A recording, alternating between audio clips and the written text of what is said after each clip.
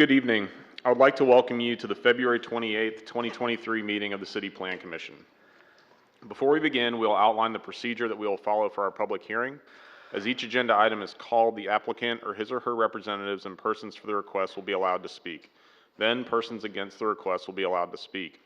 If there is opposition to the request, the applicant will be allowed to make a short rebuttal. All persons wishing to speak need to come to the microphone at the front of the room. Please state your name and address for the record. All statements made should be relevant to the agenda item and be limited to 3 minutes. If there are several persons in favor of or opposed to a request, we encourage you to allow 1 or 2 persons to act as spokesperson for the group. If you like, a spokesperson for a group may request that the group stand and be recognized. While public discourse is very important to the Commission, we have to maintain order in the meeting so that all persons may be heard and city business may be conducted.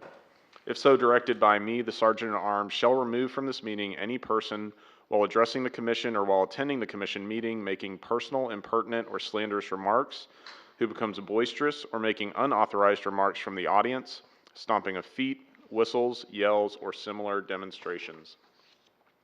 The Commission members have reviewed each of these items in a previous work session.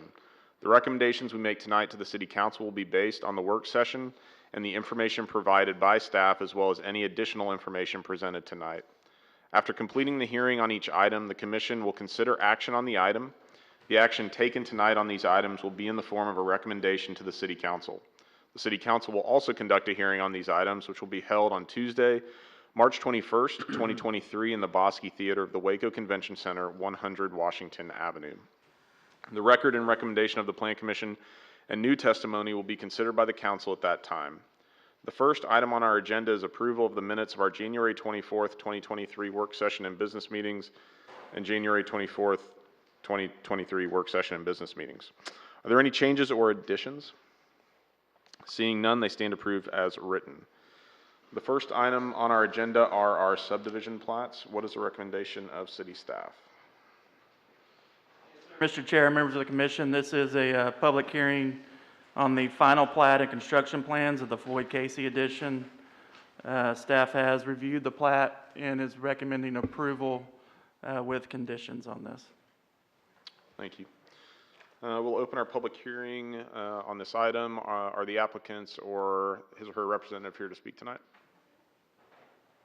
Is anyone here in opposition to this item? Okay, we will close the public hearing.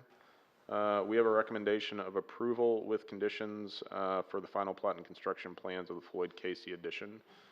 We will entertain any conversation or a motion. I move that we recommend approval with conditions based on staff finding. Second. Motion by Mr. Smith, second by Mr. Vickers for approval with conditions. Any final discussion? Please poll the Commission. Yes. Briscoe, Yes. Cole, Embry, Yes. Harris, Yes. Lane, Yes. Reynolds, Yes. Smith, Yes. Vickers. Yes. In the case of H-23-1, what is the recommendation of city staff? Yes, Mr. Chair, members of the Commission, this is a public hearing on a request from Iva Smith on behalf of Jockey Club Barber and Beauty Shop LLC for a request to designate property at 809 Elm Avenue as a Waco historic landmark. We mailed out 19 notices and had 0 comments returned on this request. Planning Services recommends approval of this request for historic landmark designation based on the following findings. 1, it possesses significance with respect to history and culture with a demonstrable cultural association as the first Black-owned barbershop in Waco at its original location. 2, it is associated with events that have made a significant contribution to the broad patterns of local history. And 3, it is associated with the lives of persons significant in local history as it was originally founded by World War II veteran Woodrow Anderson. This recommendation comes to you also with a recommendation by a vote of 6-0 for approval from the Historic Landmark Preservation Commission. Thank you. We'll open our public hearing on this item. Is the applicant or his or her representative here to speak tonight? Is anyone else here to speak in favor on this item? Is anyone here to speak in opposition to this item? Okay, we'll close our public hearing.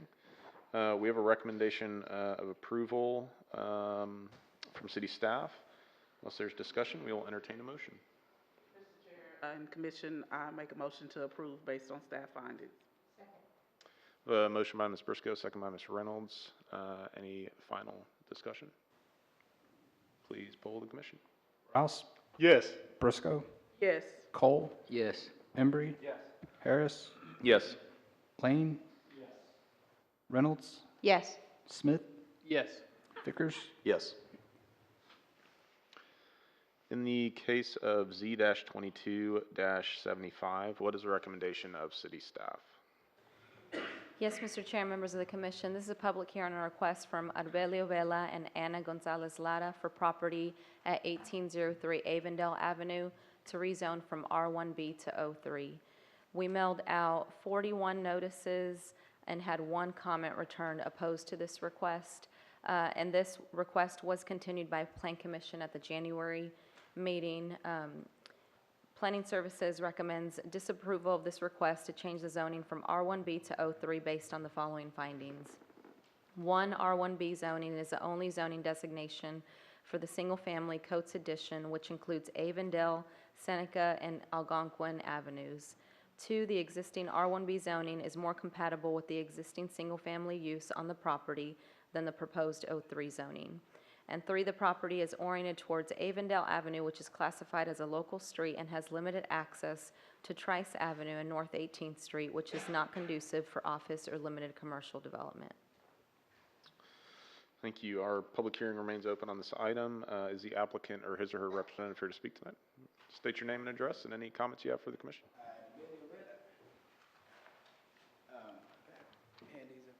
Yeah, that'd be fine.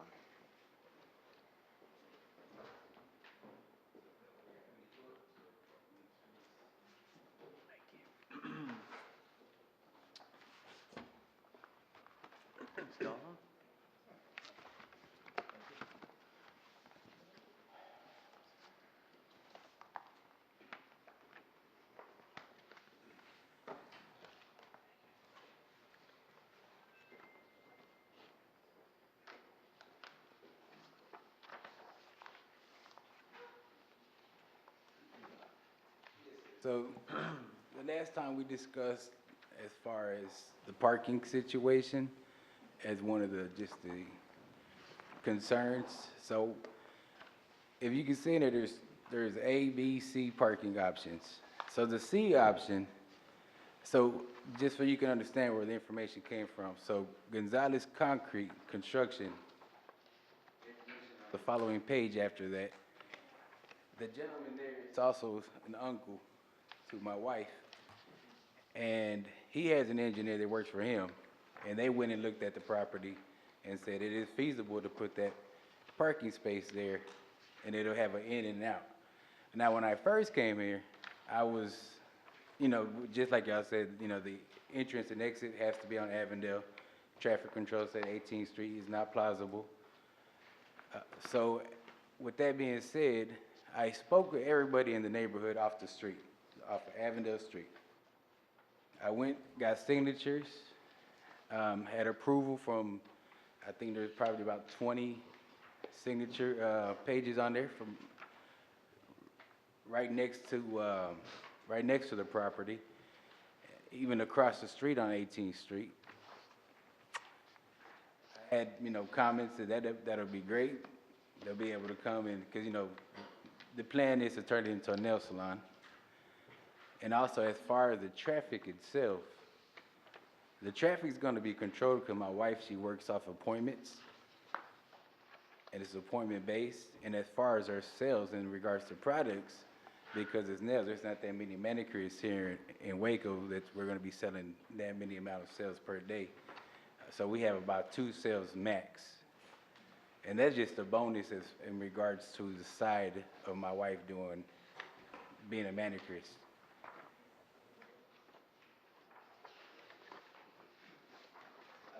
Gary, and Gary told me in regards to what needs to be updated as far as the structure, as far as putting for the handicap to make it accessible, the bathrooms wider, adding the ventilation system. And I also put a picture there of the business Beauty and Style Salon off of 1917 North 18th Street, which is with my wife's current family business, which is her, my mother-in-law, and my sister-in-law.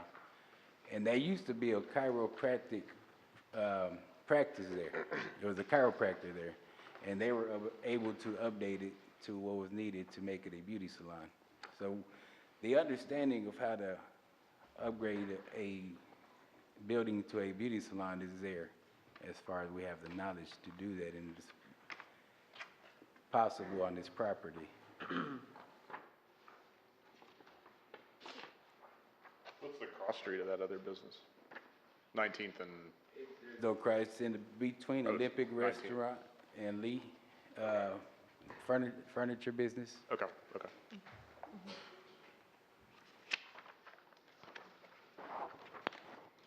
Thank you for this. Yeah. In the packet, everyone is in agreement to it. Did you have any opposition? I did have one. There was a gentleman that was, his opposition was about taxes, about his taxes going up.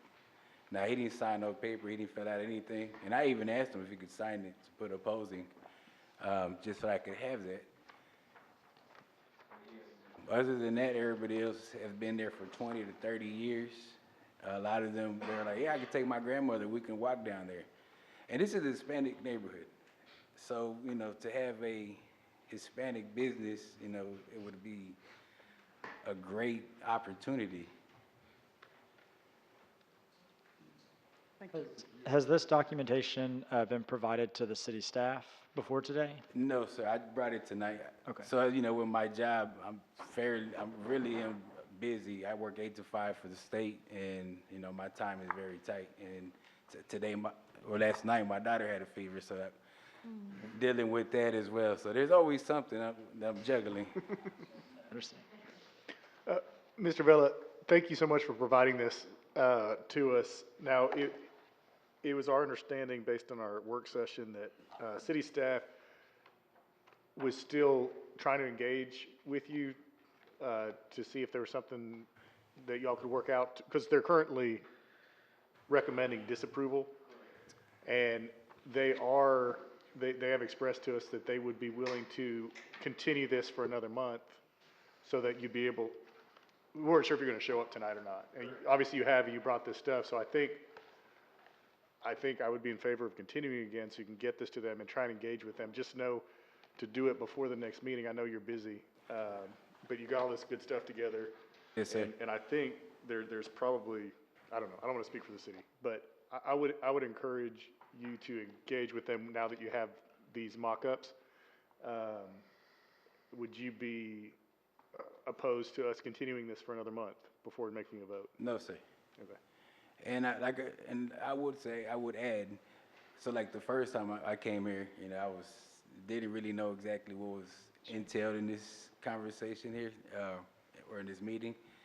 But I do know, going and speaking with the neighborhood, it was it gave me a boost of confidence, because it allowed me to, I learned that that I was welcome into the neighborhood. And at first, you know, I didn't know that. That's why I was trying to look for a different entrance. But now that I know that I'm welcome into the neighborhood, now with confidence I can say, you know, Avondale's an option. So.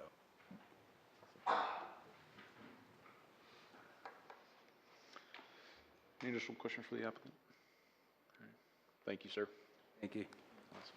Is there anyone else here to speak in favor on this item?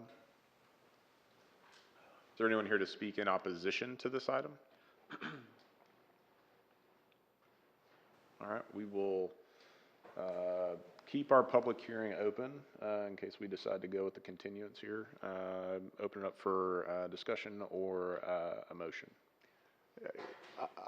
Unless there's any other discussion, I'd like to move that we continue this until our next meeting. Second. All right, we have a motion by Mr. Browse, second by Mr. Lane. Any final discussion? Please poll the commission. Browse, Yes. Briscoe, Yes. Cole. Yes. Embry, Yes. Yes. Reynolds, Yes. Smith, Yes. Vickers, In the case of Z-23-1, what is the recommendation of city staff? Yes, Mr. Chair, members of the commission, this is a public hearing on a request from John Hamilton on behalf of Villan Hospitality, Inc. and Brazos at Waco LLC for property at 500 North Jack Colgan Expressway at 502 South Martin Luther King Jr. Boulevard to rezone from C3 and M2 to PUD. We mailed out 19 notices and had 0 returned on this request. And city staff has received a request from the applicant to continue this to the March 28th Plan Commission meeting, and city staff does recommend approval of that continuance. Thank you. Our public hearing on this item remains open as well. Is the applicant or his or her representative here to speak tonight? Is there anyone else here to speak in favor on this item? Is there anyone here to speak in opposition to this item? Okay, we'll keep our public hearing open. We have a request by the applicant to continue it to our next meeting. Unless there's discussion, we'll entertain a motion. I move that we continue this to our March meeting. Second. Motion by Ms. Reynolds for a continuance, second by Mr. Vickers. Any final discussion? Please poll the commission. Rouse, Yes. Briscoe, Yes. Cole, Yes. Embry, Yes. Harris, Lane, Reynolds, Yes. Smith, Yes. Vickers, Yes. In the case of Z-23-6, what is the recommendation of city staff? Yes, Mr. Chair, members of the commission, this is a public hearing on a request from Israel Rodarte and City of Waco for property at 2501, 2505, and 25094 4th Avenue to rezone from C3 to O3. We mailed out 32 notices on this request and had 0 returned. Planning Services recommends approval of this request to change the zoning from C3 to O3 based on the following findings. 1, the proposed zoning is in conformance with the land use component of the comprehensive plan. 2, the public infrastructure is adequate to provide for uses allowed in the O3 zoning district. 3, the property meets all the area and width requirements for the O3 zoning district. 4, there is O3 zoning in the vicinity of the subject property. And 5, O3 zoning brings the existing residential uses into conformance with the zoning ordinance. Thank you. We will open our public hearing on this item. Is the applicant or his or her representative here to speak tonight?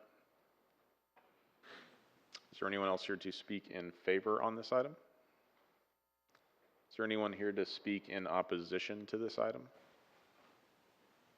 Okay, we'll close our public hearing. We have a recommendation of approval by city staff. We'll entertain a motion. Mr. Chair, I move to approve the motion. Second.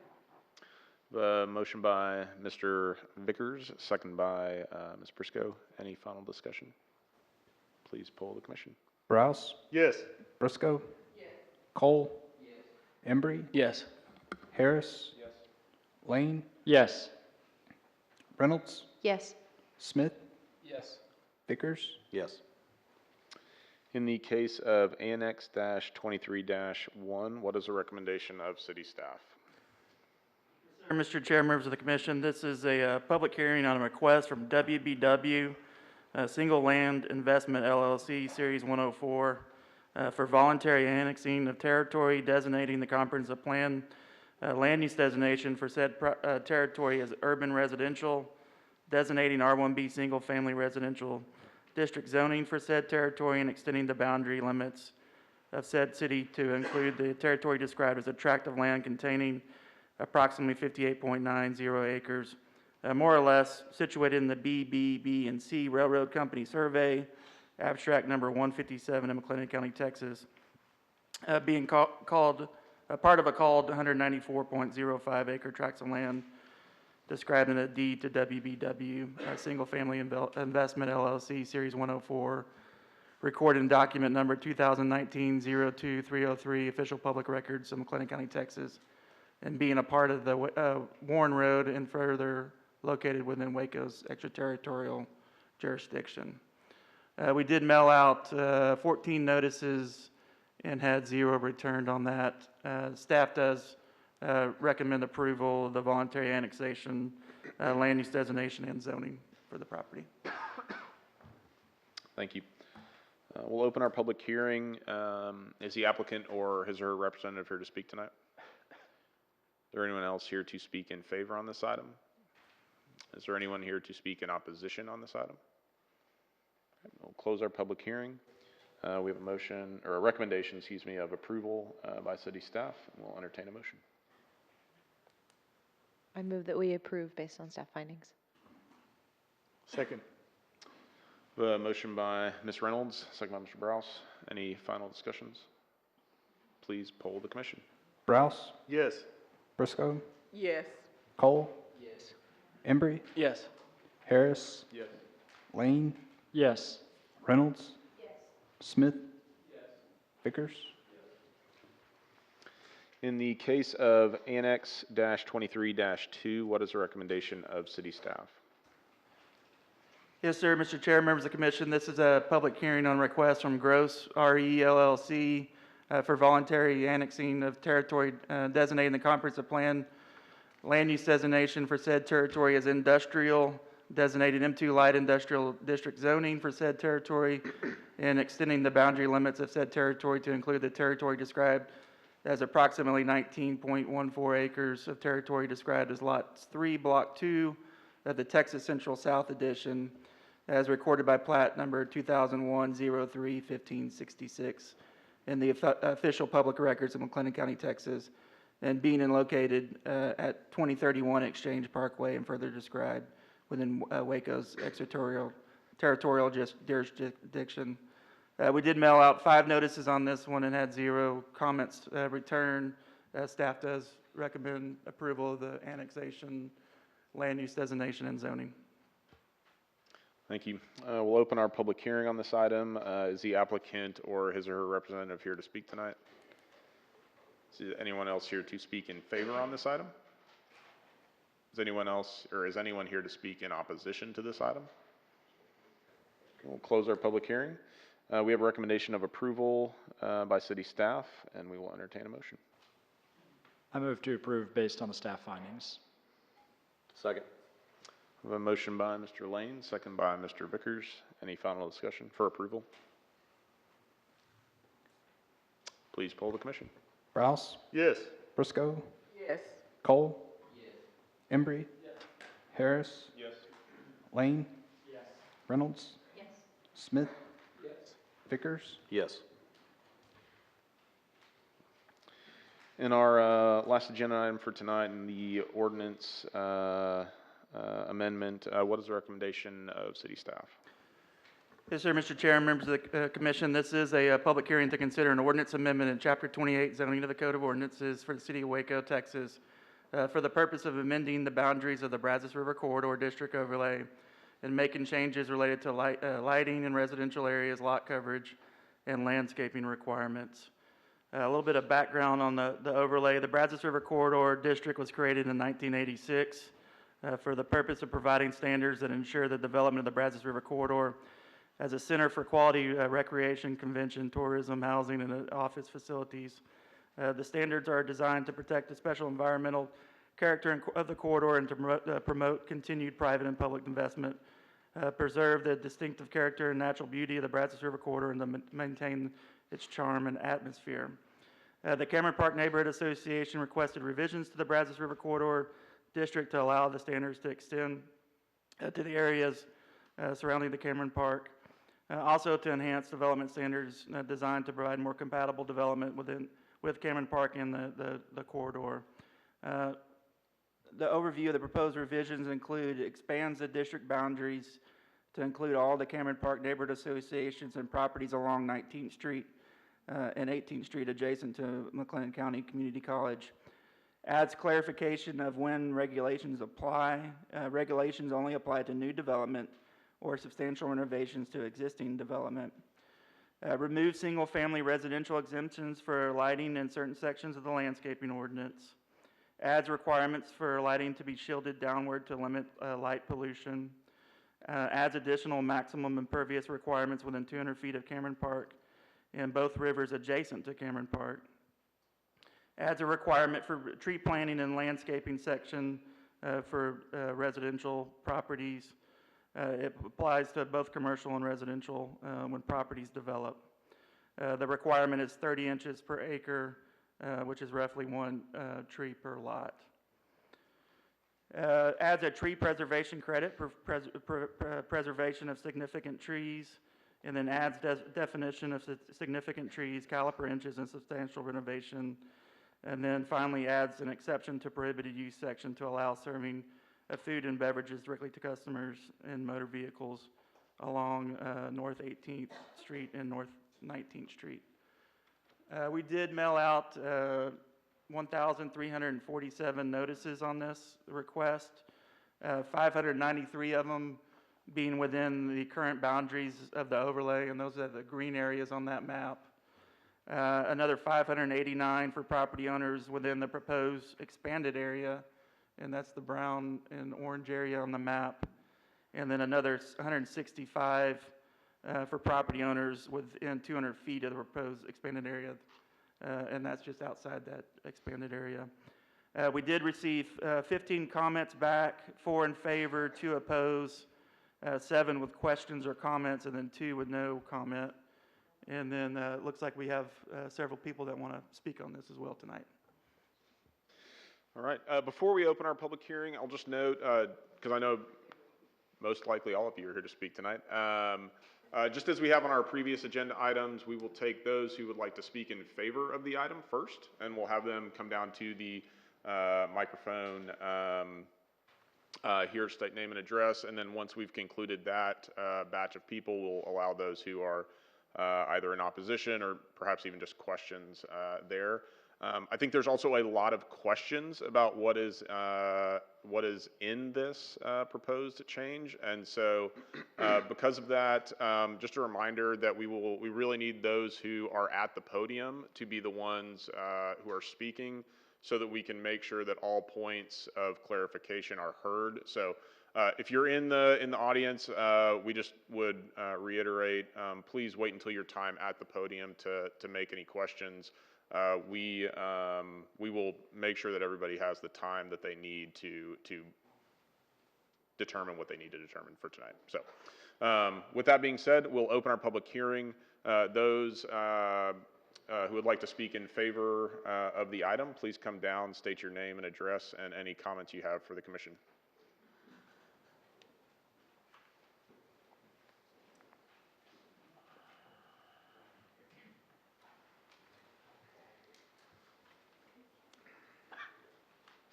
My name is Steve O'Connor.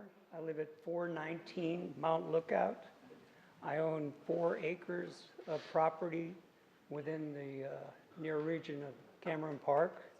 And I was on the Cameron Park Neighborhood Association Committee that developed these requirements, and working with Mr. Peters and his staff and the city, and we thank them for all their time and commitment, and the other departments within Waco City that helped us. These changes are about the future of Cameron Park and the rivers. What they do not change is they do not affect existing, as Mr. Peters said, existing commercial or residential property or structures. There will be no looking backwards in terms of these requirements. And they don't prevent development. What do they do? As Mr. Peters said, within 200 feet of Cameron Park, they reduce the density from 75% to 50%. So a 25% reduction. They require a minimum tree retention, and they limit upward direct light, so that which is a safety enhancement, because it doesn't obstruct localized areas and create blind spots locally. And there were additions that Mr. Peters talked about, but I don't really have time to get into all those. That's all I've got. Are there any questions, please? Thank you, Mr. O'Connor. Thank you. State your name and address and any comments. Hi, I'm Greta Knoll. I live at 3421 Edward Drive. I've lived in Cameron Park since 2008, and I've been involved in the Cameron Park Neighborhood Association for at least probably that long. In 2016, conversation started with the city as to how we can help protect Cameron Park. What you notice about what this area is, if you look at the river and go up the river, it kind of curves around. And so 19th is like a peninsula. It's up high. And so what happens is water runs off down into the river, down into the park. And so the light, the runoff, everything is can run downstream kind of and affect the park and the river. So that's why it was started as a conversation. One thing that I really like about this is the dark sky lighting component. I think that it is, if you've ever driven up to a place that has like the big security lights that are very glaring, it's hard to drive. It's not necessarily safer because it does, like he said, create shadows and can make it hard to navigate.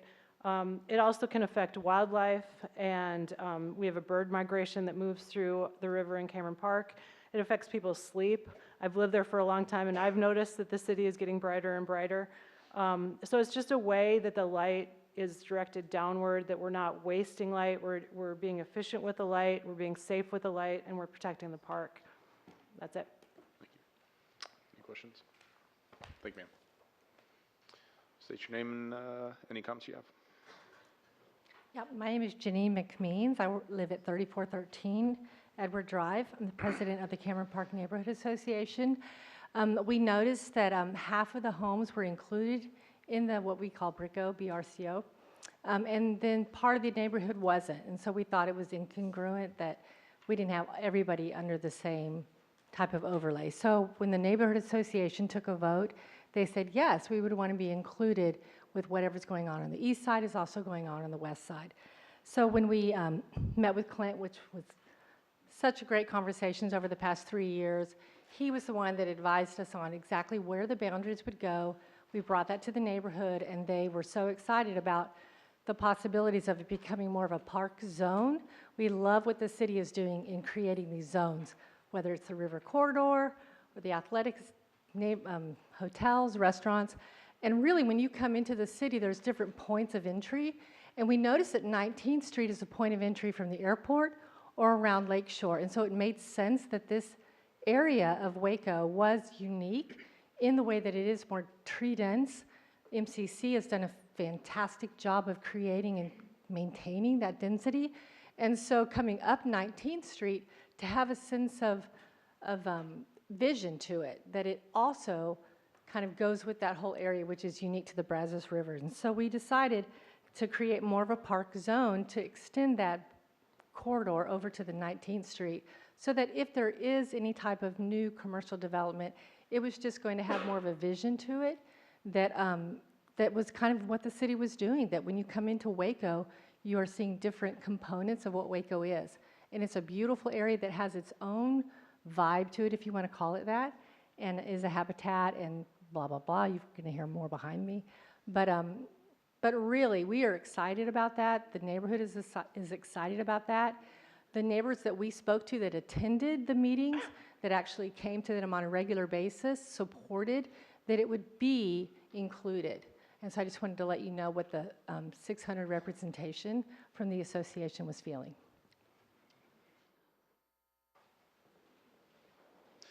State your name and address and any comments you have. Hi, my name is David Mills. I live at 2929 Robin Road.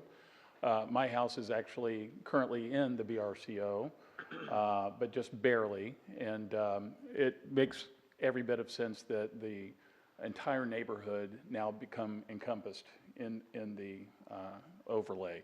I'll echo the comments of the last three presenters. All of us are members of the committee in the Neighborhood Association that's been charged with examining zoning and working with Clint and others, and we really appreciate the city's willingness to work with us and to listen to our points of view. Also, I will just mention that within our organization and within our committee, there's been quite a bit of diversity of opinion in terms of you know, those who view things from a developer's or a homeowner's or a potential home builder's perspective versus the more environmental perspective. There's a really good balance, I think, that we've struck there, and I think that the changes in the amendment reflect that balance. They're not overly burdensome on anybody who would seek to develop one of the properties within the corridor. We all think, those of us on the committee and those of us who attended previous meetings and have voted on this within the neighborhood association, really believe that this is going to benefit not just the park and the rivers, which we cherish so much, but also our neighborhood. The lighting changes are going to enhance our safety. They're going to, at the same time, enhance wildlife safety, bird migrations, et cetera. You know, it's a really good thing for all the way around. So I don't have much more to say other than thank you for your consideration on this, and we appreciate everything the city has done to work on this. Thank you. State your name and address and any comments you have. My name is Susan Bratton, and I live at 3217 Carroll Drive, which is within the current river corridor. And I'd like to speak in favor of the proposal, not just for enhancements of the neighborhood, where we have a great many people who walk or bike to the park, who take their kids out along the local roads, who are making extensive use, but also to point out that the neighborhood is benefiting many people from other parts of the city. We have walkers, runners, various athletic events that are using the neighborhood areas that are part of the routes that they're taking. We have people coming in from around the margins of the neighborhood and enhancing shade, improving landscaping, and providing a better buffer for sensitive wildlife. And I'll mention specifically barred owls and some of the small predators that are in the park that are rare elsewhere in the city. I think this is important to maintaining an urban ambiance that encourages outdoor recreation and people to really enjoy using the city on foot and with their bicycles. Thank you. Thank you. You can state your name and address and any comments. Good evening. My name is Dolores Bogans, and I live at 304 Carver Street. I just wanted to know what this is going to have to do with our community, because you said enhancing and fixing lighting and stuff, but our roads down Dallas Street, I live 2 blocks from Dallas Street, and it just got potholes all up and down it. And I'm just wondering if they're going to fix that up, or either they're going to put some sidewalks over there where we live, because we have people walking in the street. Sometimes you have to stop, you know, because they be all on the street. So we don't have sidewalks all up and down the street, down in my part of town on this side of East-West Cove Drive. And we need more lighting down there. So if they're going to fix this up, what they're going to do. I just wanted to know what they're going to do, because they got this circle, what they're going to propose to the coroner and all that stuff. But I want to know if that's what they're going to do, fix it up. So, we got to pay something for it. So this, staff, please feel free to add on to anything or correct what I say. But this is really, would be largely in regards to development on private land. So this is not. It's more about private land, not about the roads on our streets? Yes, ma'am. So it's really setting standards by which, if you were to. No, I live on 304 Carver, and cars come down through there from, if they close Herring Avenue, they close it up, cars be coming down there, and they be driving fast, trucks, a lot of other people, because they make that, they U-turn like, I mean, to come over our part, to come across that part right there from the park to Dallas Street. So they have to make a come down our street, Carver Street, it's the only street over there close to them that goes through outside Falkers Lane. Okay. And a whole bunch of cars come down through there. So I know you said mostly our street, you know, and it's for people that own their homes, but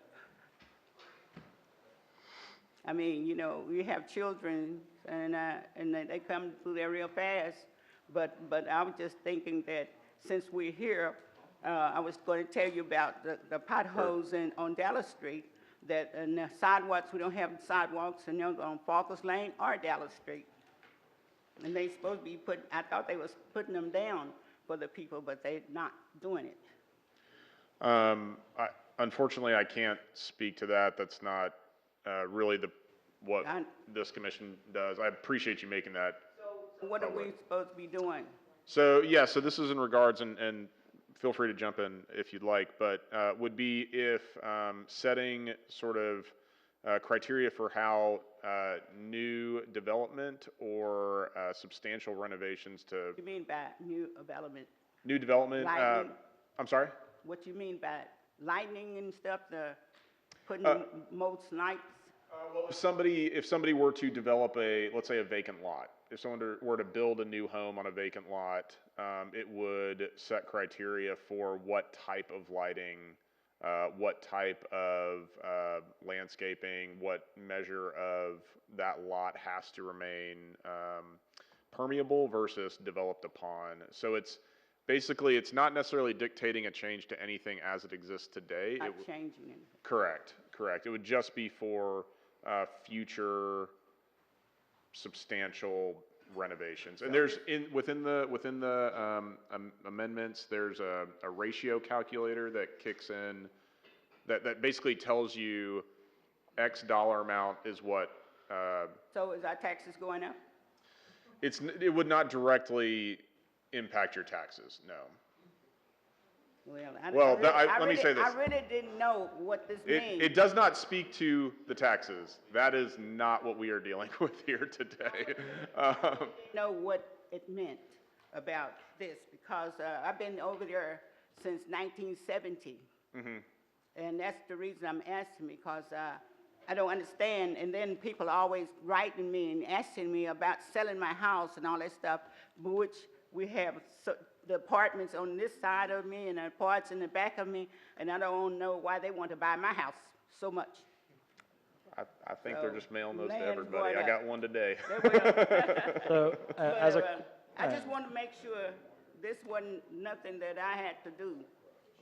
No, ma'am, and I will also state that both in this meeting and between this meeting and any additional meetings on this, I am sure city staff would be more than happy to answer specifics around anyone's questions. I know that's what they're here for, and that's what they want to be able to do. The only reason I can come up here to ask questions because I really didn't know what was going on with this. For sure, absolutely.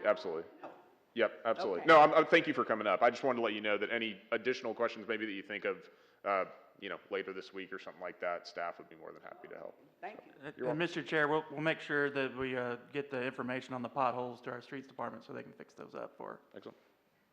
And so as a quick reminder also, I think currently we're still in the area of our public hearing where someone in support of this would speak. If there's opposition, people will have the opportunity in addition to questions a little later. Yeah, that's a good point. Is there anyone else here, I guess maybe that wants to just state explicit support of the amendment? Okay, great. We'll shift now to both opposition as well as questions around what the amendment entails. So feel free to come. How are y'all doing today? My name is Anthony Lopez. I have property on Bryan Street, 1620, 1622. Got the letter in the mail like everybody else. And I'm trying to understand, do they want more lighting or less lighting? What are they asking for? So specifically, the dark sky lighting would be, again, if that substantial renovation threshold is hit, that the type of lighting would be downward directed versus,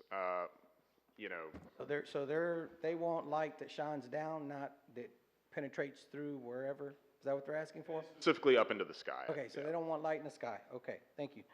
So they don't want less light, they just don't want light shining wherever they don't want light shining, correct? There is a specific criteria to dark sky lighting. I that- understand. Yeah, Mr. Chair, I can give a little bit better explanation Yeah. on that. The way the ordinance is worded is that it basically would be a 180-degree cutoff, so nothing shining up. It can still shine down and out. Mhm. Okay, so they want the 180 light degrees. 180 degrees or less, okay. So they're talking about the runoff light, the Cameron Park, what is their district or neighborhood association? Yeah. Okay, that's what they're talking about, okay, thank you. Right, well, someone mentioned that the animals, the lighting would help with animals? Are you saying shine the lights down and that'll help with animals to see them or not see them? I think if I understood what they were speaking to correctly, it was specifically migratory habits of birds. Okay, so if the And lights are insects. shining up, the birds don't want to come, that's what they're saying? I don't know what Talk it to me does, like but I'm it a fifth affects grader, it. man. Yeah. Simplify it. Yeah. It's not complicated, just. It throws them off. The GPS doesn't work. Okay, GPS doesn't work, okay. All right, that works for me. Hey, now I understand. That's cool. And they're talking about the vibe. You know, that's the Cameron Park vibe. I believe past 15A is another neighborhood. So, you know, I'd like to leave that neighborhood vibe the way it is. I don't want to be in your neighborhood. I don't want you representing me. I don't want you telling me how to hang my lights, okay? Y'all have a nice neighborhood over there, fine. You know, I don't have curbs in my neighborhood. I'd like to have curbs. You gonna give me curbs if I join your team? You know, there's not very many lights in our neighborhood except for the ones that are on the few street posts at work, all right? You're talking about a balance of overall view. Nobody's been worried about the view where I lived for 20 years, okay? But now all of a sudden you want me to be part of this corridor so you can tell me how to control where I live? No, thank you. You can keep your side of the neighborhood. Safety, okay. I don't know if you've looked at the statistics of the police that have been called in that neighborhood, but there's a lot of dead end and cul-de-sacs. People that go in that neighborhood live in that neighborhood. Everybody knows the people in that neighborhood. They know the cars. If you're in that neighborhood and you don't belong there, we know it. So just like your neighborhood on the other side of 15A. Running events through the neighborhoods. Okay, that's a big one. Running events through the neighborhoods. You know what? I ain't never heard anybody running through the neighborhoods complaining about it, okay? You want to change it? I don't know what you want to do. You want to put certain colored trash cans? You know, I heard one time the Cameron Park area wanted to paint the street poles. They're aluminum. They wanted to paint them till they blend in with the trees. Well, you go paint your poles. Leave my poles alone, man. That's all I got to say right now. If there are some other people want to talk, go ahead and let them. But I'm not for it. Thank you, Mr. Lopez.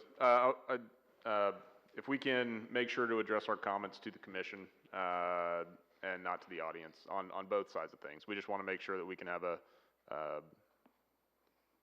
positive meeting.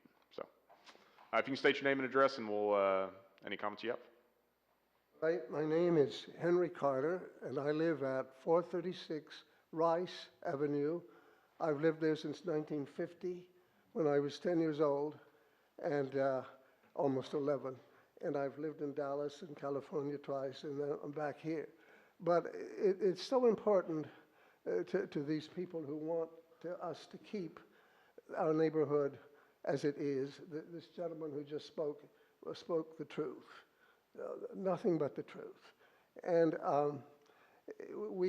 I just hope that we're not told how to landscape our yard. I hope that I live where there is a strip of trees that runs down below my house next to Lindsay Hollow Road and my house. There are one or two dead trees there, which I plan to take care of soon. But would I be required to make that look like Town House and Garden magazine? You know, would it be a flower bed to mow down those trees? And would I be required to plant flowers there? A few years ago, there was a movement to go up and down Lindsay Hollow Road and plant flowers. You know, destroy the, I don't know how they were going to do it because there were cliffs on either side. But they were going to do that, and it was mercifully it was defeated, and now it's natural and as it should be. But are we going to be required to keep our landscape our yards in a certain way to coordinate with the plan of the design of the neighborhood or anything like that? And can I continue? And Please go. I'll be finished. Please go ahead. Thank you so much. Now, I'd like to ask you what we're afraid of. What I am going to ask you is, would people who can't afford the little knickknacks that might be required, sprinklers and this and that, would be forced to move? And I just don't want it to, I hope you're not trying to make it a place for the hillbilly cocktail set to live in. I just wonder how far it's going to go to our landscaping. Are we going to have to landscape in a certain way? It will cost us money. Sure. First thing I'll reiterate is none of this is proposed to be retroactive. So nothing, even were this to change, even were this to pass, it would not force anybody to make any changes to their property. We wouldn't be fined if we didn't. No, sir. And then maybe staff, can y'all speak to what would cause these things to be triggered, specifically speaking that substantial renovation? Sure, so criteria? it would be either a new development, building a new house, building a new business if you have the right zoning, or a substantial renovation. And there's different trigger points in that. No maintenance triggers it, so anything dealing with HVAC repair, replacement, painting, plumbing, electrical, masonry repair, none of that triggers it. It would just be if you were adding on to a house and it hit certain thresholds. So if your property's valued at over $200,000, the cost of renovation would need to be 30% before it's triggered. For residential, all we're talking about with landscaping is if you're building a new structure or a substantial renovation, you're required to plant some trees. And if you have existing trees, you get credit for those. And if you preserve them, then you don't have to plant any new trees. We're not talking about shrubbery or flower beds or anything like that. We're just talking about trees. In other words, you're for more trees, not cutting them down. That's correct. Yeah, Yes, that's the wonderful. general goal of this would preserve the existing trees. Yeah. Well, could I ask you one quick question in reference to what's on page 3 of this booklet that you sent us? This booklet. It is section 28-80, and there's a 21 in red right after it. I don't know what that means. It says site development standards. It says each use in the Brazos River Corridor District shall comply with all site development standards contained in section 28 through 171, whatever that is. The general exterior styling of architecture or any new buildings of any building altered or remodeled in the Brazos River Corridor must conform to or be in sympathy with the Brazos River Development Plan and the comprehensive plan as adopted by the City Council. In other words, would that include homes as well as buildings? Mr. Chair, that section is exempt for residential. Okay, that residential, that would be exempt for, it would be any residential, so a home would be exempt from that. Oh, okay, I was going to say so. Frank Lloyd Wright could build something there. The architect, the great architect. In other words, I was asking if we had to build a certain style, like the triangles and all that. modern architecture? No, residential, construction would be exempt. The homes are exempt from that. Yes. Okay, well, thank you for allowing me to speak. I certainly do appreciate it. You can state your name and address. Prescott. I live at 1301 Baker Lane, which is at the corner of Baker and Greenwood. I live just outside of the area. My primary concern is about representation and due process. Of the people who spoke in favor of this proposal, I believe every single one of them live within the current overlay. At the meeting at which it was approved to send the recommendation to your committee and the city council, of the people who don't live in the overlay, 500 letters, I believe, some odd you said, went to the people in the brownish area there. There were 5 people at that meeting who live outside of the overlay. One of the previous speakers in favor of this proposal said, "We all think this is a great idea," or words to that effect. Well, I'm part of we, and I don't think it is. We had approximately 35 people at that meeting. Of people who didn't live in the overlay, it was about 5, and the rest were 30. All of the people on the committee who made this proposal or initiated it live within the overlay currently.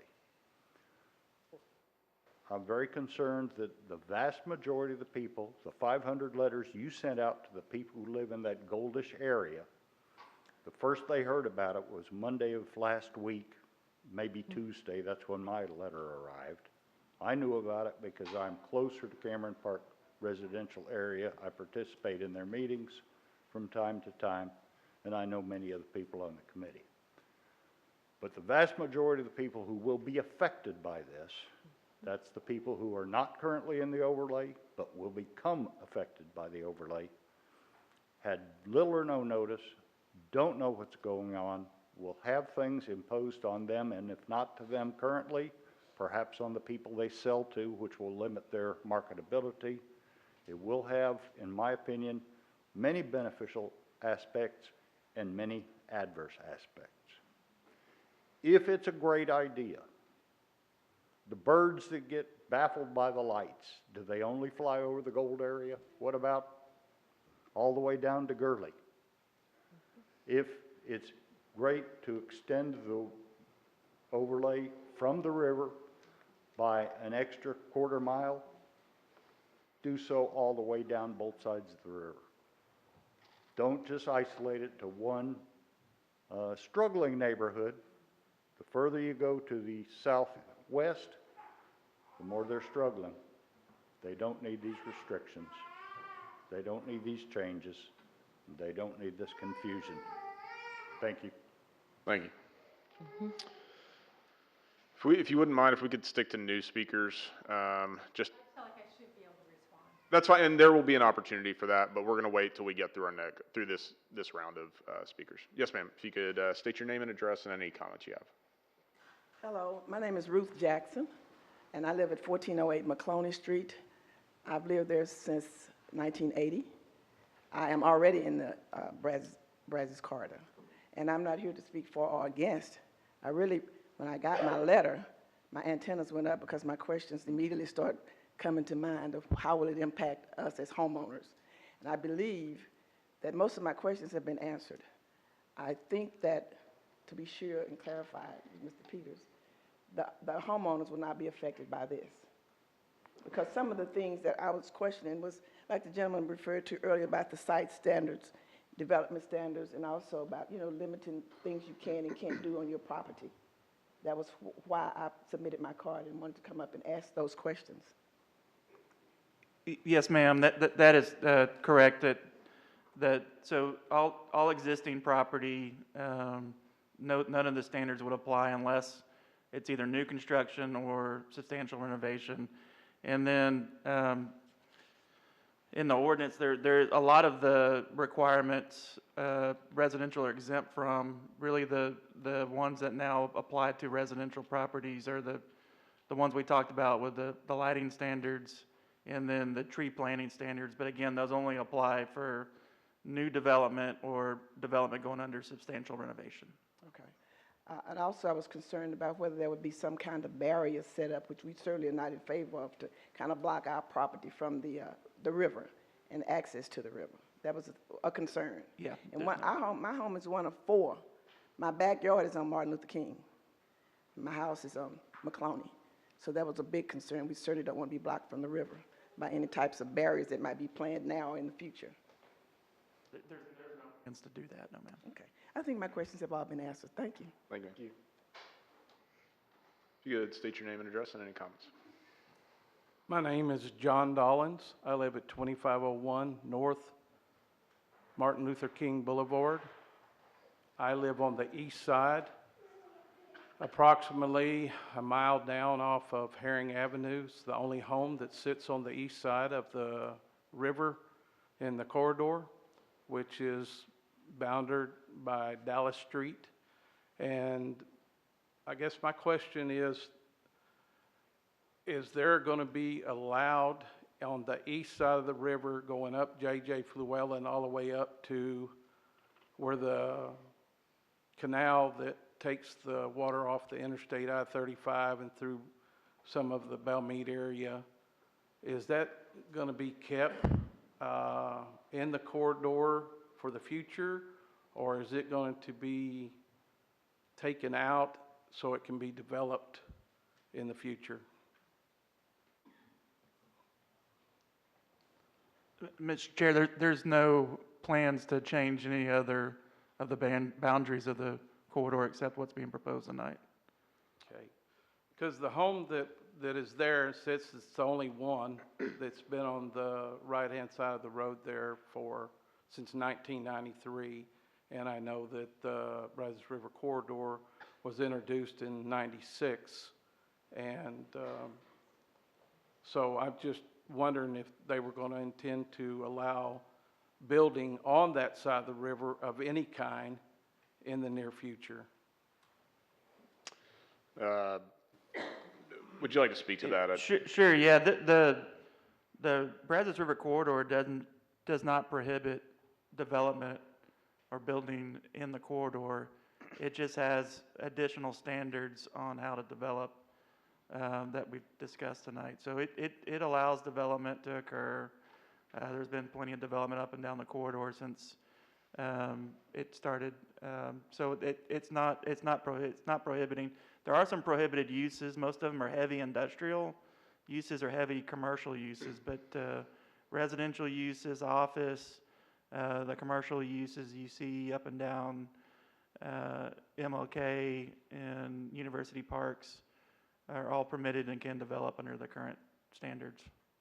Okay, and the reason I asked that question is because in 2000, I built a home up on J.J. Fluellen that was up there. And the reason I had to build it up there on J.J. Fluellen is because I was going to build next to my parents' home that is in that corridor at 2501 North, and they did not allow me to get a permit to build down there in that area, so I had to check and go back to building a home on J.J. Fluellen. That's the reason I'm asking that question tonight.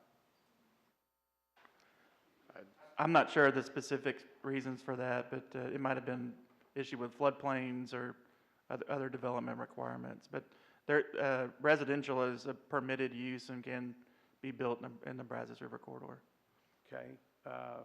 Yeah, they made a comment about the floodplains, but like I say, my parents got that house built there in 1993, but I wasn't allowed to build there in 2000 when I built the house on J.J. Fluellen. So I was just curious of what was going to happen there. Sure. Thank you. If you could state your name and address and any comments or questions. My name is Deidre Hammond, and our family home is 117 Faulkner Lane. And I had a question about you saying about substantial renovations, and then it would impact the residential. So because our home has been, I guess, 1965, it definitely needs renovations as far as just coming in and doing windows that are more efficient and roofing and things that we're wanting to renovate because my grandparents just cannot afford to do so. We would be impacted. How is it determined as far as substantial? You said 30%. Is that 30% in cost of renovations? Because renovations are extremely high right now. Or is that substantial because of if we add something to the home to make it larger as far as square footage? How would that substantial be established to where we would then be under the strict regulations, even though we're residential? Sure, let me just read the substantial renovation definition. And so maintenance items such as roof repair or replacement, HVAC repair, replacement, electrical and plumbing repair, foundation stabilization, mason repair, replacement of rotten wood, repair of existing windows and doors that do not significantly change the architectural character of the building shall not in of themselves be considered substantial renovation. So there's no limitation on any of those items. Okay, even though it might be over 30% Right, if our that's correct. value ends up Yeah. being over 200,000. So anything that's not covered in that maintenance, then you would, then the 30% would apply. So if you were adding on to your house and that amount of that addition was more than 30% of the value of the house, then that would trigger. But all your general maintenance would not trigger regardless of the cost. Okay, and then in addition, also the resident that was asking about improving the area. The whole area, of course, you see the development, you see all the nice things coming in the area, but it says additional lighting.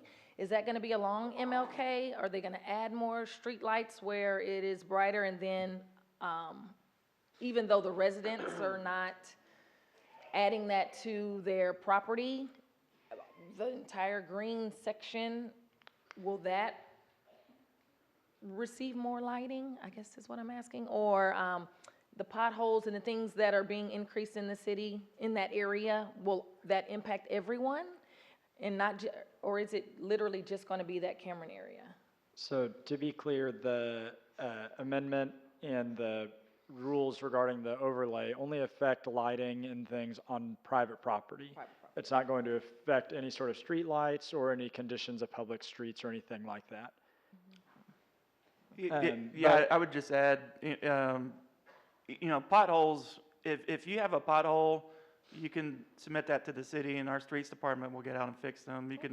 We have a My Waco app that you can take a picture of it, submit it, and that, just generally speaking with lighting or new streets or repaving the streets, the city does have a capital improvement program, and I think everybody has seen all the construction that's been going on around town. So our city council has been real proactive, the last several years and working on fixing infrastructure, fixing streets, adding lighting.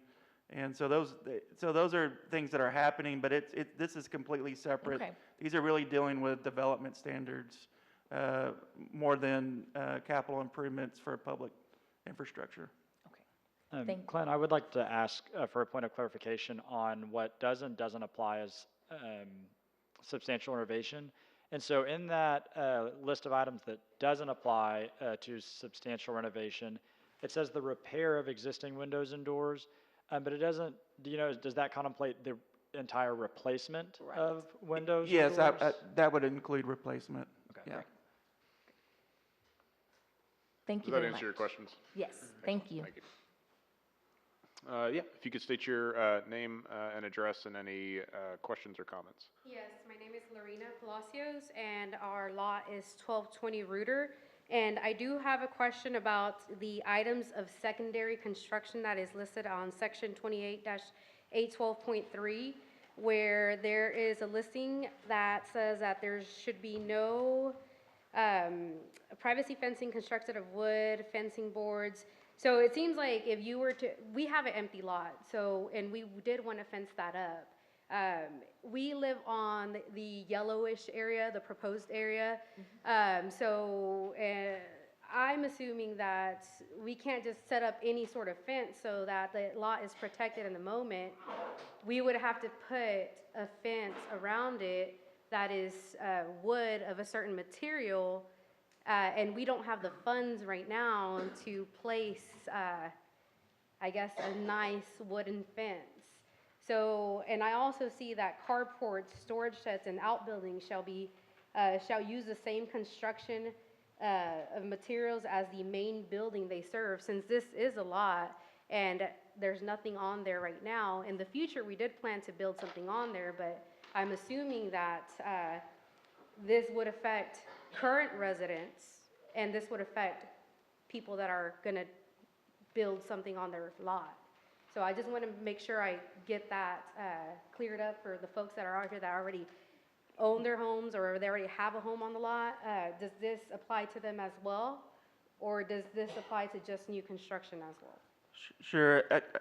So if you look under section 28-799, application of regulations, it talks about, you know, what regulations apply, and that's where it talks about the new development or substantial renovation of all existing structures. And then further down in there, it talks about property zoned residential or used for single-family residential shall be exempt from all these sections. And so that section you were just talking about, single-family is exempted from that section. Okay, but if we were to build a home on the empty lot that we currently have, we would have to have our carport or a shed. No, single-family is exempt from that section completely. Oh, okay, Yep. okay. Yep. Just businesses. Okay, only businesses. Commercial businesses would. Or multifamily. Okay, that's my only question. Fair, thank you. State your name and address and any questions you have. Cheryl Smith, also in reference to 117 Faulkner Lane. We are wondering if we can obtain, I guess, one of the draft copies. We were unable to get that tonight so that we can see these specifications that are being mentioned, even though they are in reference to residential, especially since we're located at the end of Faulkner, right across Martin Luther King, where all of the commercial restaurants and all are being constructed. And our concern there in reference to, as she said, the fences and things of that nature, for the safety in reference to the bin also right there in that Martin Luther King Street. So do you all have any extra copies, or is there anyone? I don't know if we have any copies here tonight. I'm sure we can get you some. Yeah, we had some, but I apologize, we did not make enough copies for everybody that came, but looks like Mark Boyd has a copy right there that he can let you look at. Because this at least gives us the specifications and things that she said, ask about the coverings and things of that nature. And I don't know if that if it changes in the Martin Luther King with that bin area where there have been a number of accidents in the past, is that under consideration at all? I don't believe it would have any effect upon Even though it's in the roadway specifically, the but Does that make sense? Does my question make sense? in terms of like the fencing barriers along MLK at that. Right, right. And section. especially right there at the overflow area, Mm-hmm. right behind where the river Right. runs that, because even though there's eminent domain land there, there is still that safety factor with us being right there at the end of Faulkner Lane. I don't believe it addresses it, but Okay. Yeah, this does not address that. It does not address ma'am. that. All right then. Thank you. You're welcome, ma'am. Thank you, sir. Is there anyone else with questions or comments? Yeah. Anyone else that would like to speak, please, if you're willing, please come on down and line up. I will note as well that if this passes tonight, there will still be a meeting before council for it as well. Yes, sir. Hello, my name is Rick Bostwick. I'm a lawyer with Beard Culgin firm here in Waco, and represent Partiste Land LLC, Partiste Land Corporation, and Pebble Creek Land Development. They are the owners of property, undeveloped property on the east side of the river between Faulkner Lane and East Waco Drive. They received notice, as did the rest of the public, approximately a week ago, and we have had some time to look and peruse the proposal, but what we haven't had is enough time to look and have some professional assistance in assessing how these amended requirements are going to affect the commercial feasibility of development of that land, which is at this time raw land and undeveloped, but prime river property. In particular, we're concerned about tree requirements, landscaping requirements, and in particular, the impervious covering requirement, because this property is obviously limited by MLK in so much as it fronts on MLK, and to the west side by the river and the river walk. And so the property is significantly limited in terms of development. And what we need to understand is how these requirements, or whether these requirements will essentially make some or all of this property just not feasible for future development.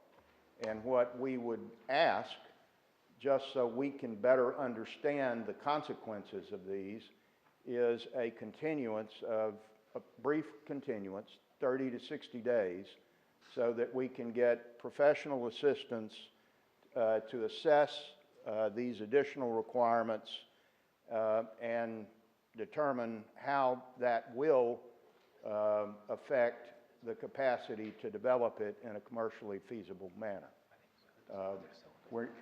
We don't know at this point whether we're opposed to it, but we'd like to have the time to fully appreciate and understand the consequences on the future development of this property, which is prime property. Thanks, sir. Any questions from Mr. Bostwick? Thanks, sir. Thank you. Mr. Chair, I just wanted to mention, we did, and I'm not advocating one way or the other on the continuance, but we did look at the property Mr. Bostwick is representing, and the only change on the requirements for that property would be the new lighting requirements for the dark sky friendly. Everything else would be the same as it exists right now. Thank you. Good evening, Scott James here. I'm with Johnson Hobbs Squires Law Firm. I'm here representing Shane Turner, Cody Turner, and Todd Behringer, specifically the development of the Park LLC. I'll reiterate what Mr. Bostwick said as well. Ironically, my clients have had a lot of interaction with the city on a lot of different deals, but especially on this park development.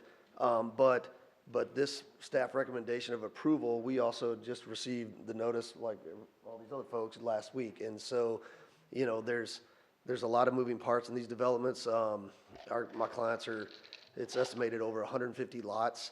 And so any tiny variation has to be analyzed because it can add up to millions of dollars or perhaps make it infeasible. And as you all know, this is a very unique piece of property. It's right behind the Waco State Home. It doesn't even front 19th Street.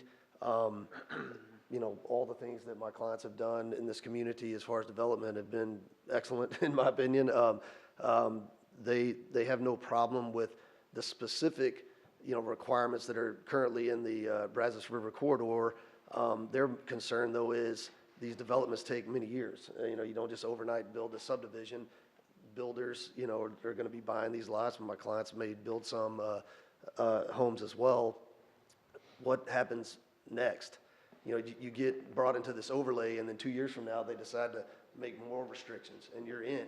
and you're not grandfathered because you haven't done any construction on these lots. And so there's a lot of analysis that goes into that, and finding out a week ago that the recommendation is approval and having this one chance for a hearing. I know we still got city council coming up, but we would request a 30 to 60-day hearing, similar boat to what Mr. Boswick just said about his client. It's millions of dollars that have already been invested and millions more to do a high-quality residential area. Ironically, my firm helps draft their HOAs and their deed restrictions that will be a part of this neighborhood, and I know those restrictions are more strict than even what the requirements are on the Brazos River corridor. The problem is, like I said earlier, that's now. What happens if 2 years from now they want to make some additional restrictions and 3/4 of the lots haven't been built on yet? And so there's a lot of analysis that needs to go into that. Standing here today, we are opposed for our specific 35 acres to be included. We would request either, number one, an extension or continuance, or number two, that our 35 acres be carved out, because we're going to meet the requirements anyway currently, but we don't know what the future holds. Again, unique piece of property. It's obviously never been developed. It takes very unique folks with vision to be able to do that where it's located. Spend a ton of time and work and money on this, and this could take 150 plus homes out of, tax base for this community, and improve that area. So that's our request. Most importantly, a continuance, because there's a lot more analysis that needs to happen. Thank you. And since the subject of continuance has come up, I will state one conversation that's been had, both to allay concerns on the development side as well as the existing resident side, is to consider a continuance so that there's time for more fact-finding for both parties. So I just want to make that to be clear. So state your name and address. I'm Frank Andrew. I'm sorry, one sec.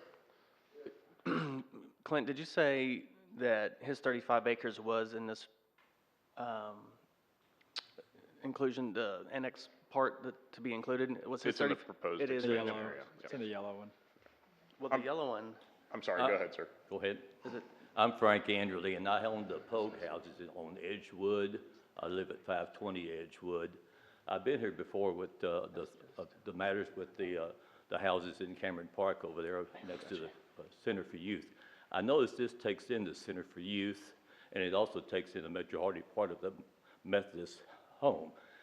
Have y'all had correlation with those entities as to how this affects them? And if so, has there been an ongoing thing that they are in agreement with this, the Center for Youth and also the Methodist home? My house is abut to the Methodist home over there, and I'm just concerned that we've got the new camping entity over there on Lakeshore Drive that is within the river, the Bosque River, where it comes from the lake, but that area, of course, is not controlled by this homeowners association or the corridor, and there's potentially for about 3,000 or 4,000 people to park there overnight, spend maybe weeks or so, temporary housing, and come through MCC to park and so forth. Has anything been done to consider that additional traffic in that area? I know that there's development along North 19th that's new, that's good. I'm not against development, but we need to look at the traffic that's going to be generated by the FIMBO operation over there, if y'all haven't already done so. Thank you. If you'll speak to specifically the MCH and Texas Home, I don't believe we've heard anything back from them. I believe we did get some comments about from the Texas State Home. They were concerned about some of the development happening. There's some easements that go through their property, and they just wanted to make sure that development knew that with some gas lines, but nothing specific to the overlay. Yeah, so nothing specific to the overlay. Have correlated this with the Methodist Home and the Center for Youth? They were noticed, and I don't believe responded. I think there needs to be more to that. Sure. Address any statements you have. Yes, Tori Louthan, and we live at 3312 Adeline Drive, which is just barely included in the yellow portion. We're fairly new to the community, and so I'm not very familiar with the Brazos River corridor. So I have two questions. One is related to whether or not there are stipulations of being a part of the community that are not listed here that we need to be aware of, and if so, how do we get a copy of those stipulations of what it means to be a part of the corridor? The second question would be about the density requirements as it relates to whether or not we're allowed to build a second structure on our existing lot, like if we wanted to build a mother-in-law suite in our backyard or something. Is that too dense? So this does not impact anything but development standards, so there's not any other strings attached to it. And then the accessory structures are exempted for single family. So as long as it meets all the other zoning regulations for density, then you could build that. Okay. That wouldn't be considered substantial improvement or substantial renovation? It potentially could, and so that could trigger a requirement. The two requirements that are triggered for residential with substantial renovation are planting of new trees or preserving existing trees to get the credit to not have to plant new ones, and then the lighting standards. And then if you are within 200 feet of the Cameron Park, then you would have to maintain at least 50% open space on your lot instead of 75. So that potentially could. But we can, if we have your address, we can look at your specific property and get you feedback on that. Okay, thank you. State your name and address. Any questions or comments? Hi, I'm Jack Urquizu from 4337 Cedar Mountain Drive. I was unable to find any good information on the Brazos River Development Plan that these renovations or whatnot would need to conform to. I was looking for where I could get that information, as well as who would be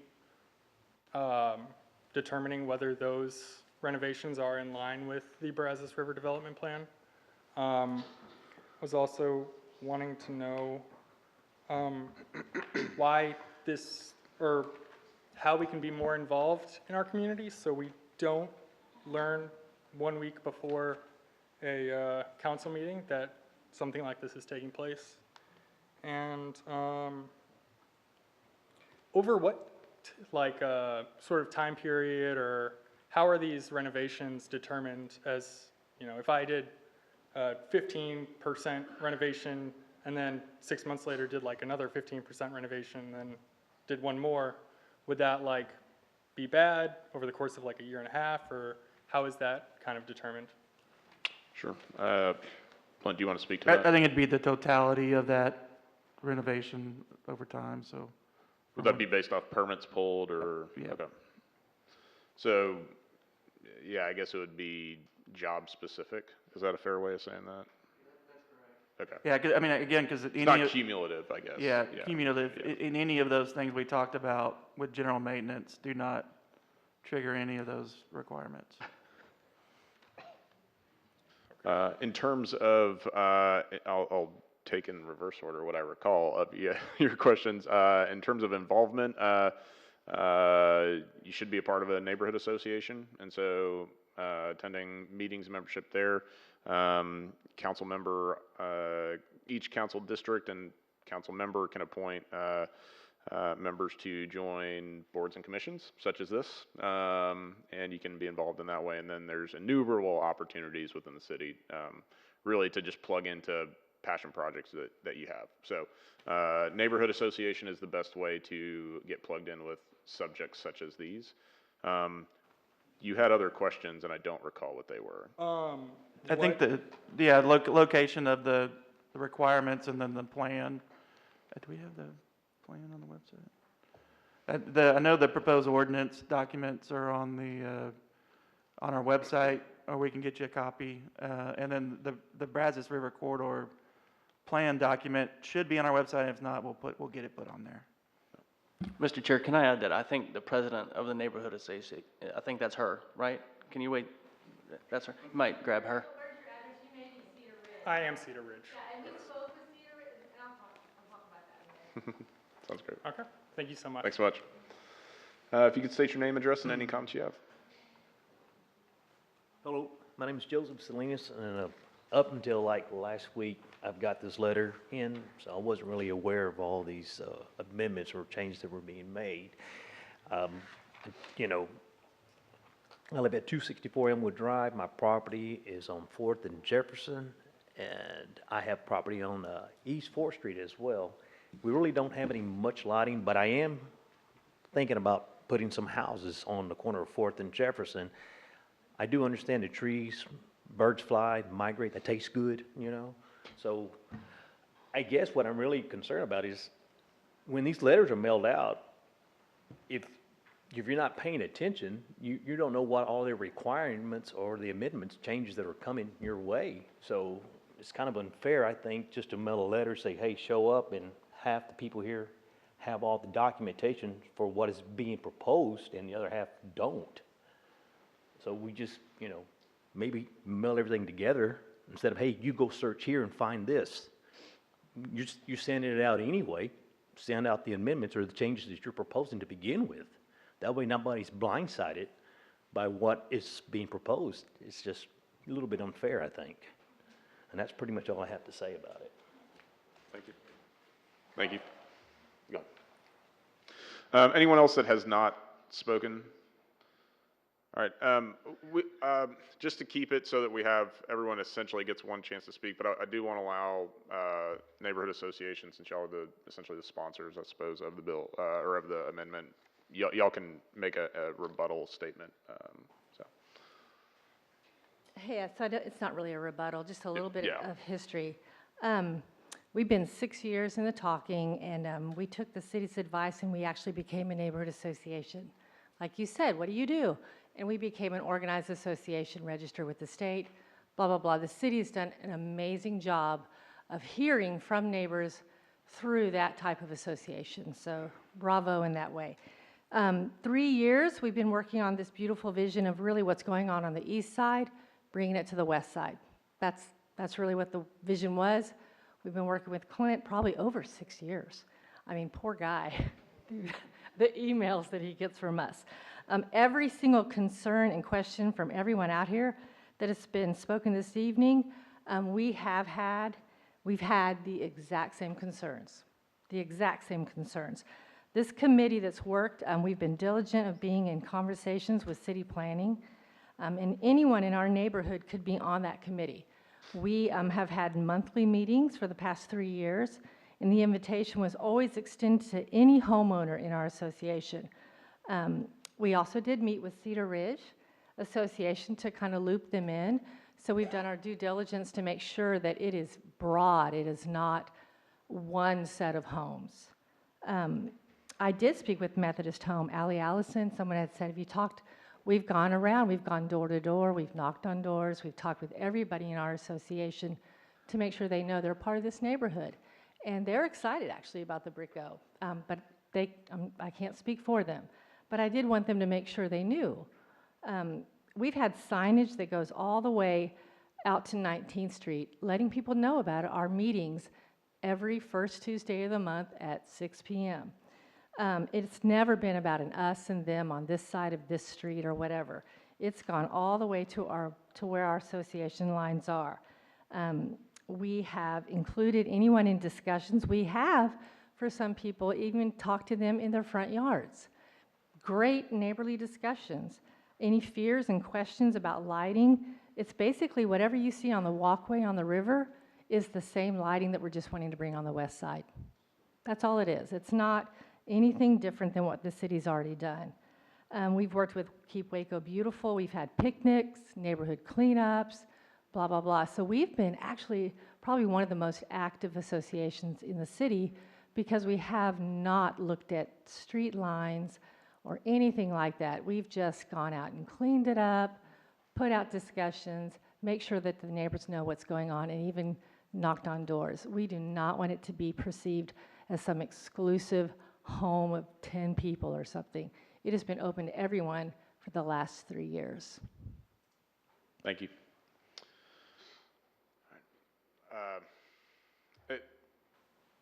Sorry. So she can only, She's president of the association. I'm sorry. I got, like, if I let everybody else have a loop back, I gotta let everybody else have a loop back, so. The 35 acres does not apply to this Brazos River Corridor overlay, if that helps anybody. Excellent. Anyone that has not had a chance to speak, we're gonna wrap it up if not. Okay. Well, we'll actually leave the public hearing open at the moment in case we want to entertain a continuance. We'll let commission members either ask any questions or make a motion. Can I just have anybody who's here present stand up who's opposed to this? Please. Strictly opposed or? Yeah, just go for opposed right now, thank you. And now, if, of those of you who are currently in Brazos River Corridor, please sit down. So if you're still standing, you're in the new part, either the orange or the brown, and you're opposed to being turned into Brazos River Corridor. Okay, thank you. You can all sit down. So wait, to piggyback on that, can we do the same for those in favor? Can we stand up to see those who are in favor of this amendment? And then again, if you are currently part of the Brazos River Corridor as it currently exists, otherwise known as the green part, could you sit down?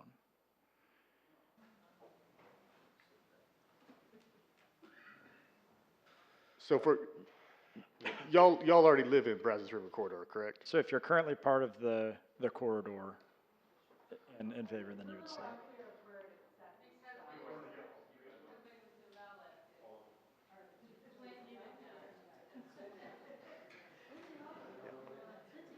Okay, so everybody can be seated, thank you.